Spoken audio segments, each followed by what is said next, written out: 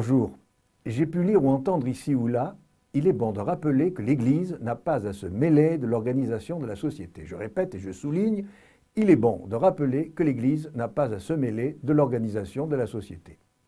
J'espère, avec cette déclaration, avoir reconquis les cœurs de ceux qui, suite à ma dernière chronique, me traitent d'idiot utile de l'islam ou d'agent payé par l'islam, de ceux qui en ont marre de voir, selon leur dire, dans certaines villes, le drapeau français remplacé par celui de la Manif pour tous, de ceux qui n'en peuvent plus d'entendre des propos moyenâgeux sur la vie, la mort, le sexe, le genre, la contraception, l'éducation, l'enfant, l'embryon, le nouveau-né, et que sais-je encore. Non, l'Église n'a pas à se mêler de l'organisation de la société. Mais de qui donc parlez-vous lorsque vous dites l'Église ?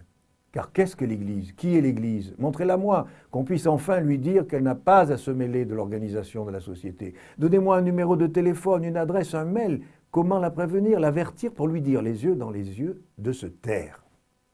À défaut d'annuaire, je prends le dictionnaire et je pense tenir une piste.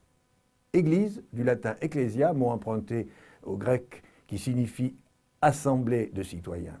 Alors si on s'arrêtait à cette définition, mon affirmation du début prendrait la tournure suivante. L'assemblée de citoyens n'a pas à se mêler de l'organisation de la société. Vous conviendrez que cela devient assez contradictoire avec la démocratie de la République française. Alors allons plus loin dans la définition et nous lisons qu'Église signifie également assemblée de tous ceux qui ont la foi en Jésus-Christ. Cette assemblée regrouperait donc les prêtres, les religieux, les religieuses, mais aussi les pères et mères de famille, les enfants, les hommes et les femmes qui ont la foi en Jésus-Christ. Regardez derrière moi sur les écrans, ils sont là. Précisons que ces derniers sont aussi des citoyens. Selon une logique tout à fait basique, la phrase initiale prend désormais la tournure suivante. Les citoyens français qui ont la foi en Jésus-Christ n'ont pas à se mêler de l'organisation de la société. Cette affirmation est difficilement acceptable. Pourtant, ce sont des propos d'une militante rapportés dans un article du Monde. On peut donc se demander si cette personne a des tendances antidémocratiques.